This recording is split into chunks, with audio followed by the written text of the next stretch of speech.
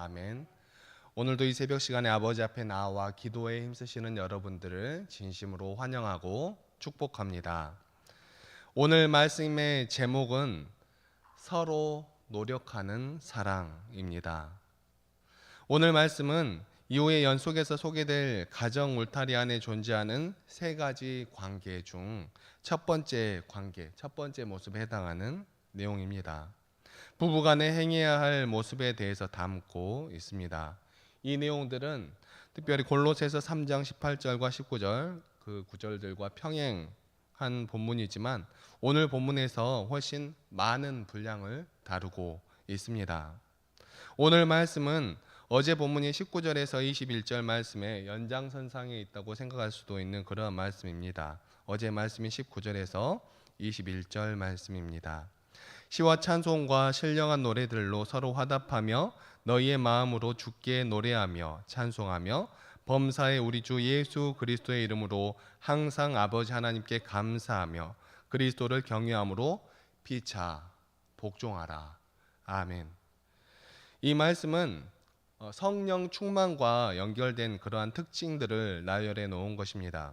학자들에 따라서 약간의 견해 차이가 있는데 어떤 학자들은 이 말씀이 성령 충만의 결과로서 나타나는 그러한 모습이라고 생각하기도 하고 또 어떠한 학자들은 이런 모습들을 통하여서 성령 충만을 받으라 라는 그러한 내용이다라고 생각하기도 합니다. 그리고 우리 개역 개정에서는 성령 충만을 아예 생각을 안 하는 것은 아니지만 그것과는 별개로 단순한 명령으로 이해하고 있습니다. 하지만 이것을 단순한 명령으로 이해하더라도 이 말씀은 성령 충만을 받은 사람들에게서 나타나는 뚜렷한 특징이라고 할 수 있습니다. 그러므로 이 모습들은 성령 충만과 연결되어진 모습들이라고 할 수 있죠. 이 말씀과 오늘 말씀을 통하여서 지금 우리들의 모습은 성령 충만한 모습인가 돌아보며 혹시 우리들의 모습이 이러한 모습이 아니라면 스스로를 점검하고 또 성령 충만함으로 나아갈 수 있는 귀하고 복된 시간이 되시기를 간절히 소망합니다. 이 구절에서 담고 있는 성령 충만의 모습이라고 할 수 있는 모습은 5가지로 표현하고 있습니다. 먼저 19절에 서로 시와 찬송과 신령한 노래로 화답하는 모습 이란 1장에서 사도 바울이 위대한 찬송시로 하나님을 노래했듯이 성도들도 서로 예수 그리스도 안에서 역사하신 하나님을 노래하기를 원하는 그러한 모습을 담고 있는 모습이지요. 그리고 두 번째와 세 번째는 연결되어 있는데 각각 주께 노래하며 찬송하는 모습이 두 번째와 세 번째입니다. 노래하며 주께 찬송하는 모습. 그리고 첫 번째 모습이 공동체적인 그러한 예배에서 나타나는 그러한 모습이었다면 두 번째, 세 번째 모습은 조금 더 개인적인 차원에서 일어나는 그러한 하나님께 올려드리는 예배의 모습이라고 할 수 있겠지요. 그리고 네 번째는 범사의 하나님 아버지께 감사하는 모습입니다. 여기까지는 어떻게 보면 다들 잘 아시는 그러한 내용들일 거라고 생각합니다. 그리고 우리가 잘 하고 있는 그러한 내용들일 것이지요. 그리고 다섯 번째, 우리가 조금 많이 하지 못하는 그러한 모습입니다. 어떤 분들은 아예 신경도 안 쓰시는 그런 분들도 있을 수도 있습니다. 그게 아니라면 죄송하고요. 근데 다섯 번째 모습은 바로 피차 복종하라 하신 말씀입니다. 피차 복종하라 하신 말씀은 그냥 그저 그렇게 하라는 것이 아니라 그리스도를 경외함으로 피차 복종하라 하신 말씀인 것이죠. 이 말씀은 19절의 말씀과 연결이 됩니다. 시와 찬송과 신령한 노래들로 서로 화답하며 그리스도를 경외함으로 서로 복종하라. 하나님께 서로 화답하며 그리스도를 경외함으로 서로 복종하라라는 말씀입니다. 여기서 서로 복종하는 것은 결국 그리스도의 몸을 하나로 온전히 세워 나아가기 위함입니다. 우리가 그냥 복종하는 것이 아니라 그리스도의 몸된 교회를 온전히 세워 나아가기 위하여서 서로 복종하라 하는 것입니다. 에베소서 4장 4절 말씀에 몸이 하나고 성령도 한 분이시기 때문에 그렇지요. 사도 바울은 이 말을 전한 후 오늘 말씀인 부부 사이의 행함에 대해서 언급하고 있습니다. 똑같은 복종이라는 말을 사용하고 있지만 위의 내용은 성령 충만을 받은 사람이 다른 이들을 행할 때, 다른 사람들을 대할 때 나타나는 그러한 모습을 다루면서 그러한 모습이었다면, 오늘 본문의 내용은 구체적으로 부부 사이에 행할 일들에 대해서 다루고 있는 그러한 모습입니다. 당시 소아시아에서 사회 구조와 관습에 따른 그런 아내들의 역할과 규범이 명확했었습니다. 남편의 지배를 받는 대상 가운데 아내도 있었습니다. 일부 상류층 아내들은 약간의 독립과 또 약간의 자유가 보장되기도 하였지만 대부분 지극히 제한적인 권리만을 제공받고 있었지요. 그런 모습을 오늘날의 시각으로 바라보면서 말씀을 바라보면 약간의 오류가 생길 수도 있는 것이니 이런 문화의 차이를 이해하고 말씀을 바라보아야 하는 것입니다. 사도 바울도 남편의 권위를 강조하면서 아내의 복종을 요구합니다. 하지만 바울이 말한 권위, 그것은 사회적인 그런 사회 통념에 근거한 그러한 권위가 아닙니다. 그것은 바로 예수 그리스도의 권위에 기인한 그러한 권위인 것이죠. 그것은 바로 교회의 머리이신 그리스도의 권위인 것입니다. 하지만 이 머리를 우월적인 개념으로 이해해서는 안 됩니다. 그것은 오해인 것이죠. 몸을 묘사할 때와 마찬가지로 여기서도 다스리고 보호하는 머리의 기능에 주목해서 보아야 합니다. 그러니까 머리가 제일 중요하다라는 그러한 뜻으로 말씀하고 있는 것이 아니라 머리의 기능적인 그러한 모습을 강조하며 다른 부분도 중요하다라고 말하고 있는 것이죠. 그러니까 기능적인 모습에 주의를 해서 읽어야 합니다. 예수 그리스도 안에서 무한한 생명과 복을 누리며 자라는 몸인 교회처럼 남편의 통치와 보호 아래 행복을 영위하는 아내들에게 요구되는 그러한 복종인 것입니다. 바울은 가정을 다스리는 남편의 권위를 교회를 다스리시는 예수 그리스도의 권위에 포개어서 설명하고 있는 것입니다. 예수 그리스도께서 몸의 구주시라는 표현을 남편과 아내의 관계로 확장할 때 해석이 조금 어려워집니다. 구주가 구원이나 구속을 의미하는 것이기 때문에 그렇습니다. 그래서 사도 바울은 교회의 구속을 위한 그리스도의 희생을 강조해 왔습니다. 따라서 구주는 교회가 그리스도와 어떤 관계로 묶여 있으며 그 관계로 누리는 은혜와 복이 무엇인지 강조하는 그러한 개념인 것입니다. 그리스도의 희생이 전제되고 그 결과로 얻는 유익이 나타난 본문이라는 것이지요. 아내는 남편과의 관계에서 남편의 희생과 사랑을 받습니다. 사도 바울은 교회가 주를 섬기듯 아내가 남편을 섬기는 그러한 자발적인 순종을 복종으로 표현하고 있는 것입니다. 예나 지금이나 복종에 대한 사회 통념이 폭력적인 힘을 통한 완전한 종속의 의미가 짙기 때문에 약간 불편하게 들리기는 하지만 그리스도와 교회의 관계에서는 그 의미가 전혀 새로워지는 것입니다. 성도의 신앙윤리, 명령법 같은 그러한 것을 먼저 복종으로 요구하는 것이 아니라 예수 그리스도께서 교회를 위해 행하신 일, 즉 예수 그리스도의 사랑이 그 밑에 깔려 전제되는 것입니다.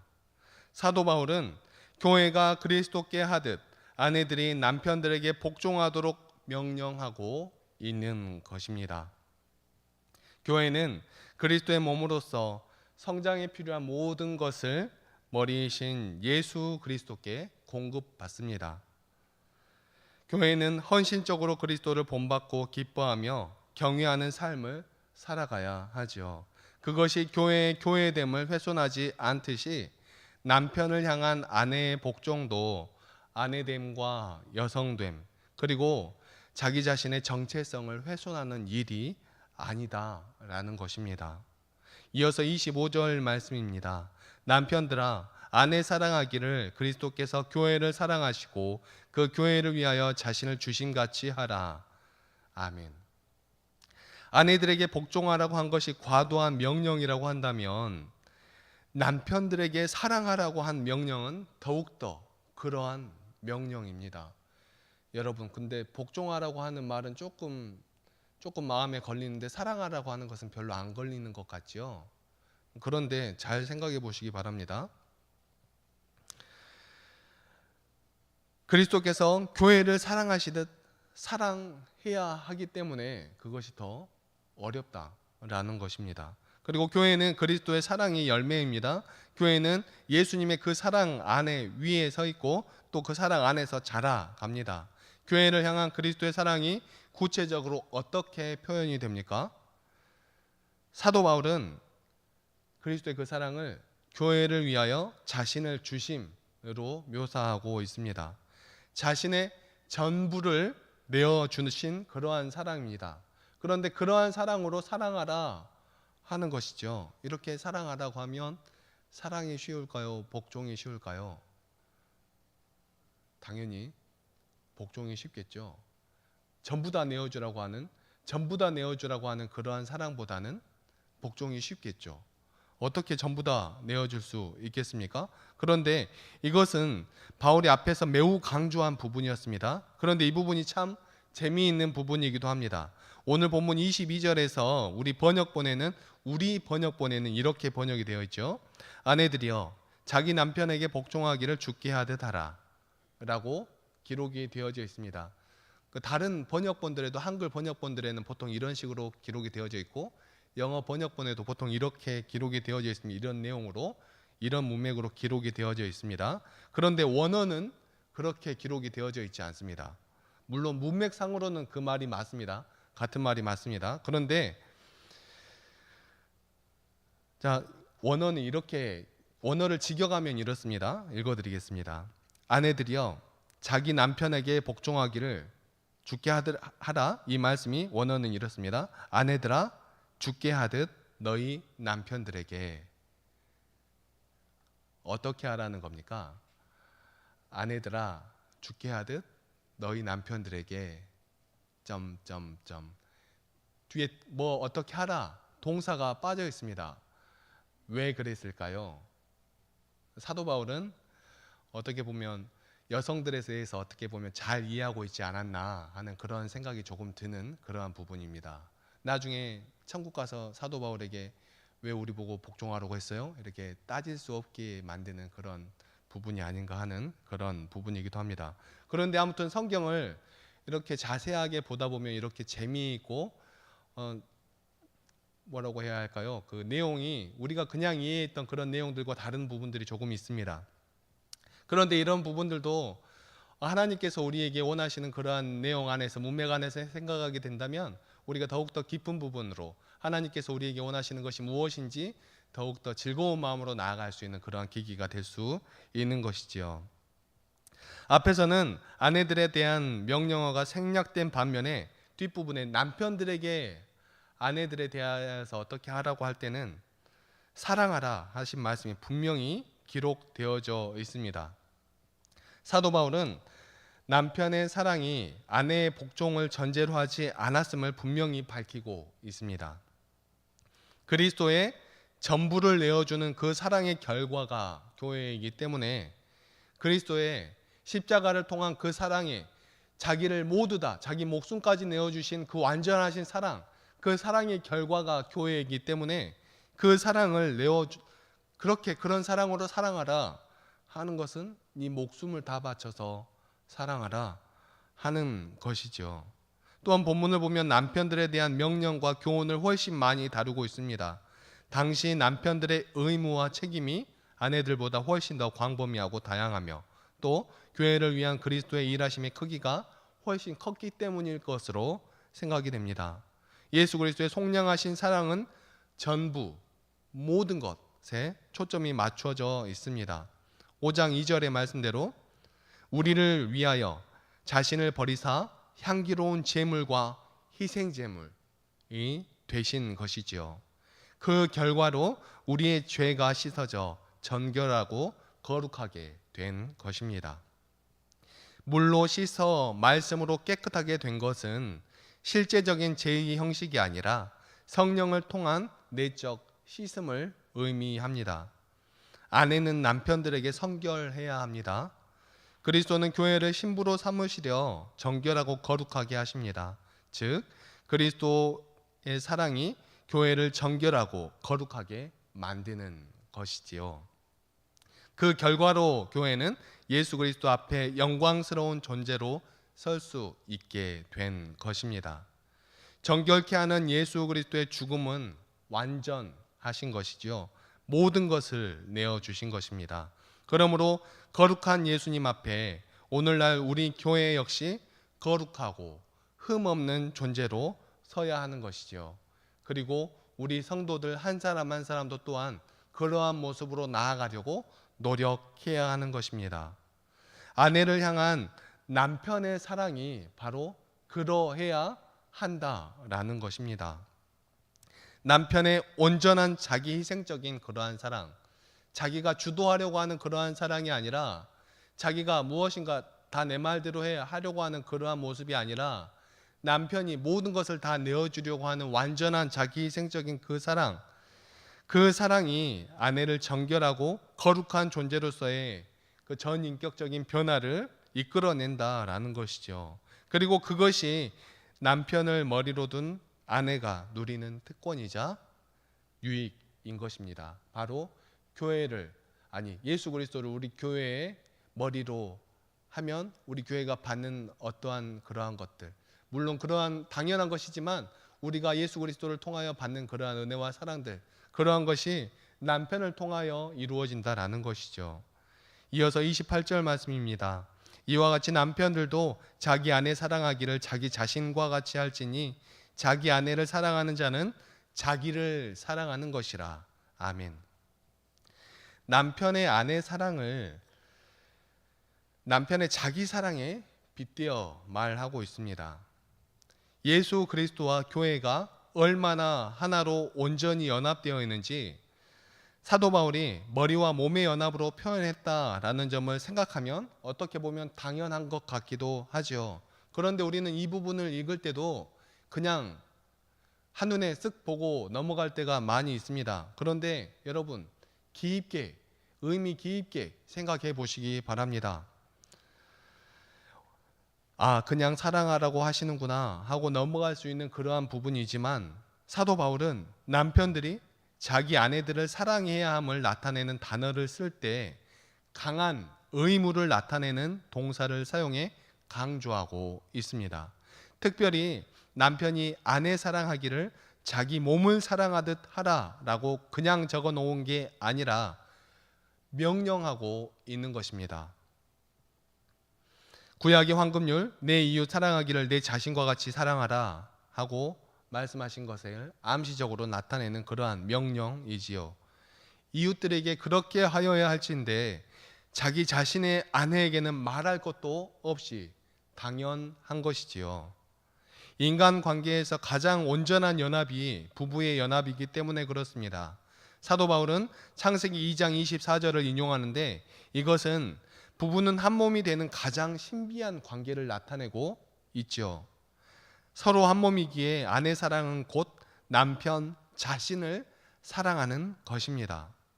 교회를 향한 예수 그리스도의 사랑과 가장 닮은 인간적인 그러한 사랑이 바로 남편의 아내 사랑인 것입니다. 아내 사랑에 실패한 남편은 자기 육체를 미워하는 셈이 됩니다. 물론 그렇게 생각하시는 분은 없었겠지요. 그런데 말씀을 보면 그렇습니다. 말씀이 그렇게 기록하고 있습니다. 그러니까 아내 사랑하기를 자기 자신 사랑하는 것 같이, 그러니까 옆에 계신 아내분들이 사실 자기 자신인 것입니다. 집에 가시면 너는 나다 라고 고백할 수 있는 그런 믿음의 백성들 되기를 소망합니다. 그렇게 아내를 사랑해야 하는 것이죠. 사도 바울은 남편의 머리됨의 의미를 상기시킵니다. 양육과 보호는 아내를 향한 남편들의 의무입니다.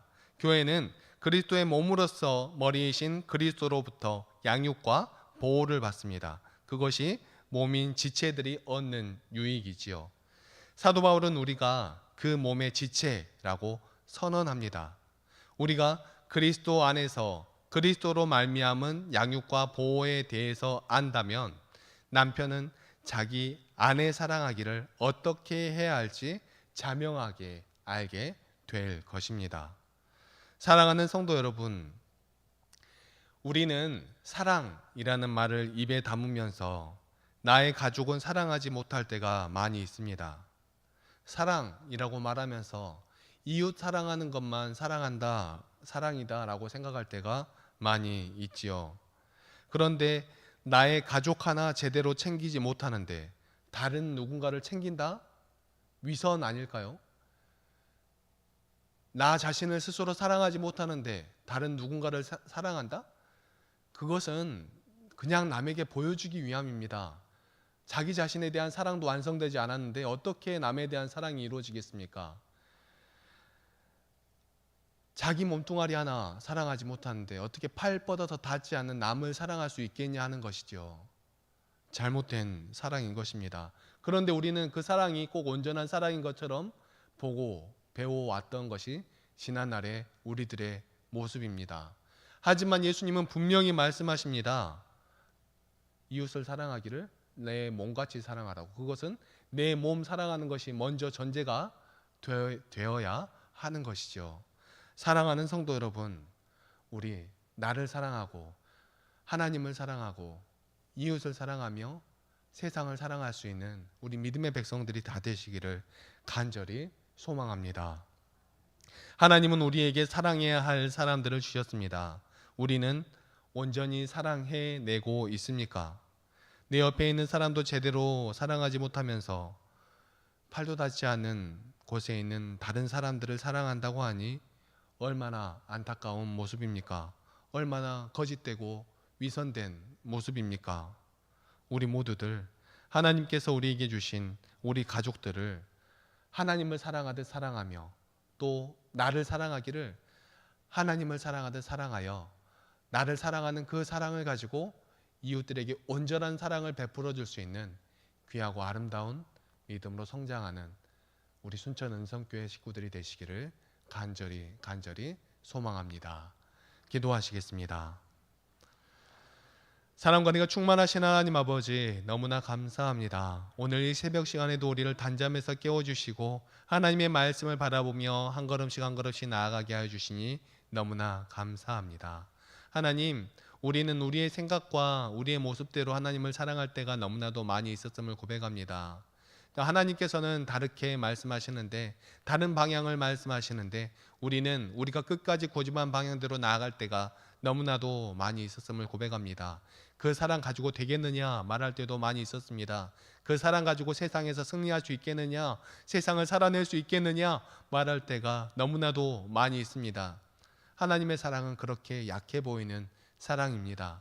하나님의 사랑은 모든 것을 내어주시는 그러한 사랑이기 때문에 그렇습니다. 하지만 우리는 기억해야 합니다. 하나님께서 그 사랑으로 세상을 이기셨음을, 그 사랑으로 세상 모든 것을 회복시키셨음을, 그 사랑으로 모든 것을 살리셨음을 우리가 기억해야 합니다. 우리가 하나님의 그 온전하신 사랑을 배울 수 있도록 하여 주시고 하나님의 그 온전하신 사랑의 방법대로 나아갈 수 있는 믿음의 백성들이 다 될 수 있도록 도와주시고 인도하여 주시옵소서. 하나님, 우리는 부족합니다. 연약합니다. 그러므로 주님께 의지하며 나아갑니다. 함께하여 주시고 인도하여 주시옵소서. 오늘 하루도 온전히 아버지 앞에 올려드리기를 원하오며 이 모든 말씀 사랑이 충만하신 우리 주 예수 그리스도의 이름으로 기도합니다. 아멘.